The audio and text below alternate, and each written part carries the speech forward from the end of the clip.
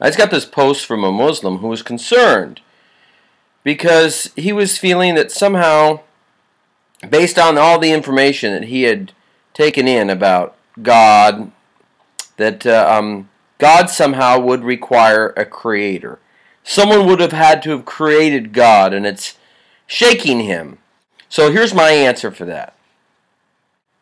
The way we figure things out here on the planet is with our human brains, our limited human brains. I'm going to make it clear just how limited my human brain is.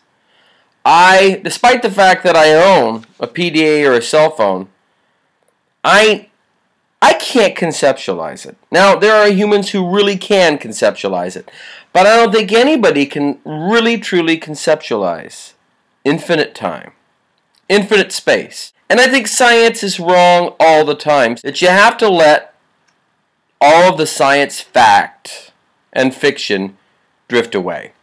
And here's what I mean.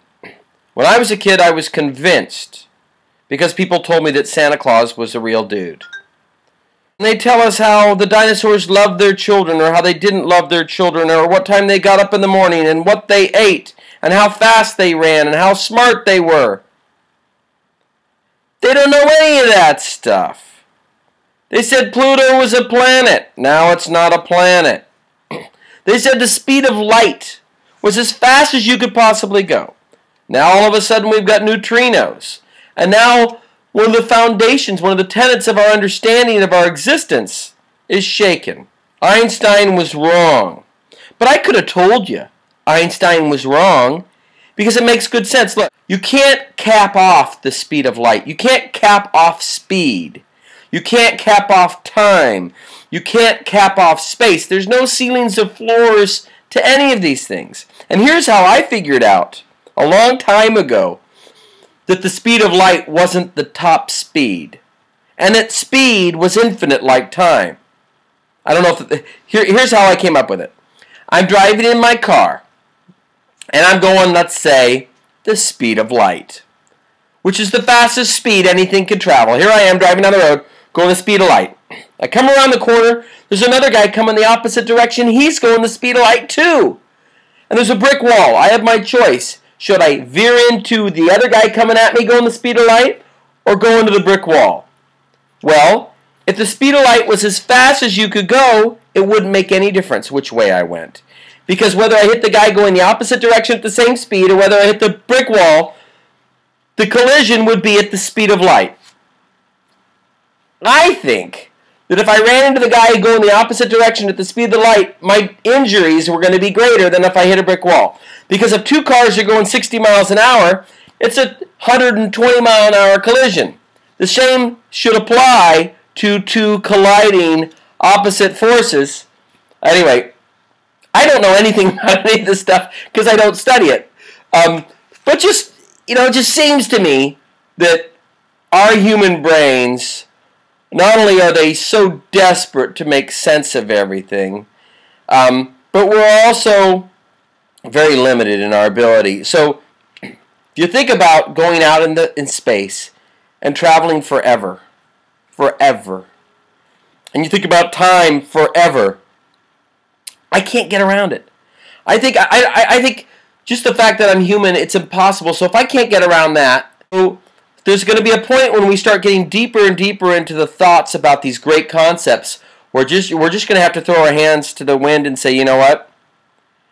If there's a God, does God have to have a creator?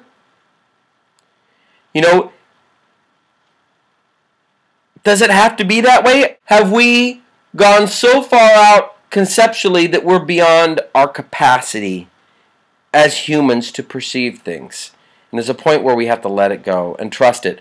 I have to let it go and trust that the universe is infinite, and that time is infinite, and love is infinite.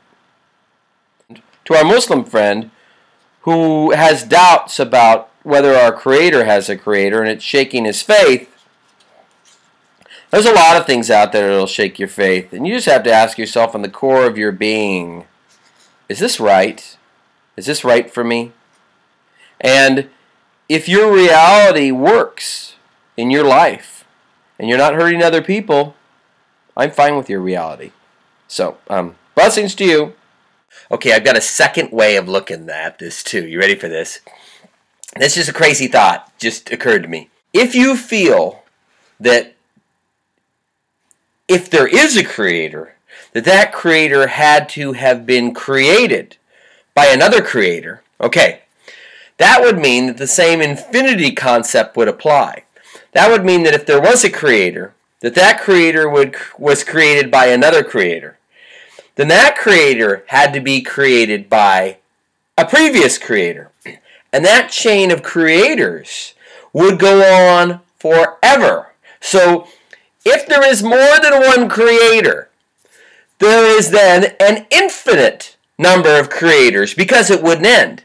Now, in mathematics, I remember the number 0.9 bar, which was 0.999999999, goes on forever. It's infinity in math, and 0.9 bar actually equals, ready for this? If you don't do a lot of math, I remember this from school. 0.9 bar equals 1. So there are these funny things when you start working mathematically with infinity, that if there is an infinite number of creators, that infinite number, from a mathematical perspective, could ultimately equate to 1. Now, I just made that up. Let me know what you think.